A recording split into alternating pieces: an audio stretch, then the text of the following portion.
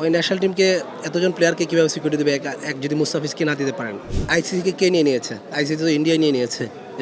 Two B honours এটা বলতে চাচ্ছে না কেউই। মুস্তাফিজুর রহমান এবার আইপিএলে বাংলাদেশের মধ্যে একজন মাত্র ক্রিকেটার তিনি দল পেয়েছিলেন, কিন্তু শেষ পর্যন্ত ভারত দেশটাই মূলত বিসিসিআই ভারত ক্রিকেট বোর্ড তারা মুস্তাফিজকে রিলিজ করে দিতে অনুরোধ করেছে কলকাতার কাছে এবং কলকাতা রিলিজ করে দিয়েছে। এই বিষয়টা আসলে কীভাবে দেখছেন?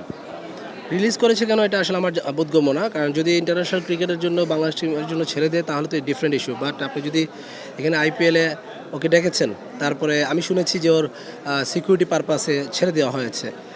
তা সিকিউরিটি পারপাসে ছেড়ে দেওয়া হয়তো ইন্ডিয়াতে তো বাংলাদেশ টিম আবার যাবে। তো ওই ন্যাশনাল টিমকে এতজন প্লেয়ারকে কীভাবে সিকিউরিটি দেবে এক যদি মুস্তাফিজকে না দিতে পারেন? দ্বিতীয়ত কথা হলো যে আমি মনে করি এটা আমাদের দেশের জন্য ইনসাল্টিং, কারণ ওনারাই ডেকেছেন। মুস্তাফিজ তো নিজে বলেন না যে আমাকে আইপিএল খেলাতে নিয়ে নাও, তো ওনারাই ডেকেছেন এবং আবার ডেকে আবার ওনাকে বাদ দিয়ে দিয়েছেন। এটা আমাদের দেশের জন্য একটা ইনসাল্ট আমি মনে করি, অপমানজনক। এবং আমার মুস্তাফিজের জন্য প্রশ্নবোধক চিহ্ন রয়ে গেল ওয়ার্ল্ড কাপে যে সে যাবে বাংলাদেশ টিমের হয়ে এবং বাংলাদেশ টিমের প্লেয়াররা যাবে, এদের সিকিউরিটি কে দেবে?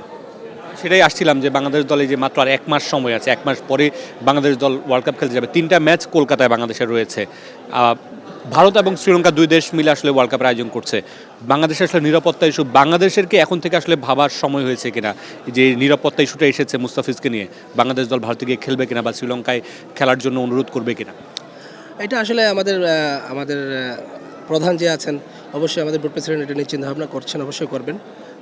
বাট আমি মনে করি যে ওয়ার্ল্ড কাপ যেহেতু খেলতে অবশ্যই যাওয়া উচিত। বাট মুস্তাফিজের জন্য আমার সবসময় প্রশ্নবোধক চিহ্ন থাকবে যে সিকিউরিটি পারপাস যদি বলা হয় তো ওয়ার্ল্ড কাপে মুস্তাফিজ ইন্ডিয়া থেকে কী করবে?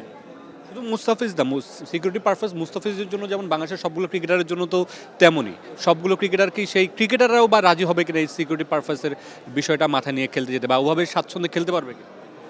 এটা একটা প্রশ্ন, ভালো প্রশ্ন আপনার।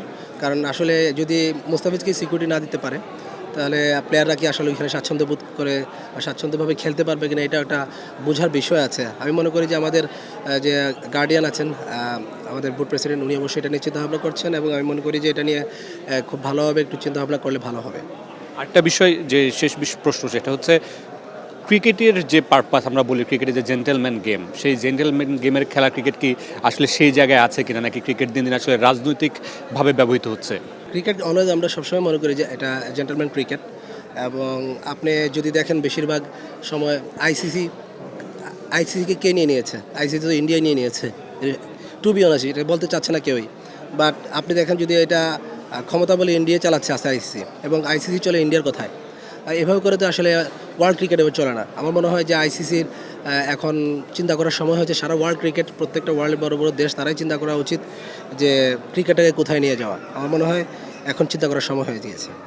রাজিন ভাই, আপনাকে অসংখ্য ধন্যবাদ। রাজিন সালে যেটা বলছিলেন যে বাংলাদেশের একজন ক্রিকেটারকে যেখানে নিরাপত্তা দিতে পারছে না ভারত, সেখানে বাংলাদেশ ক্রিকেট দল 1 মাস পরে বিশ্বকাপ খেলতে যাবে। সেই ক্রিকেটারদের নিরাপত্তা কীভাবে তারা ব্যবস্থা করবে, বা বাংলাদেশের যে ক্রিকেটাররা যাবেন তারাও কি আসলে সেখানে স্বাচ্ছন্দ্যে খেলতে পারবেন কিনা, সেই প্রশ্নটা বাংলাদেশ ক্রিকেট বোর্ডের কাছেও তোলা থাকবে।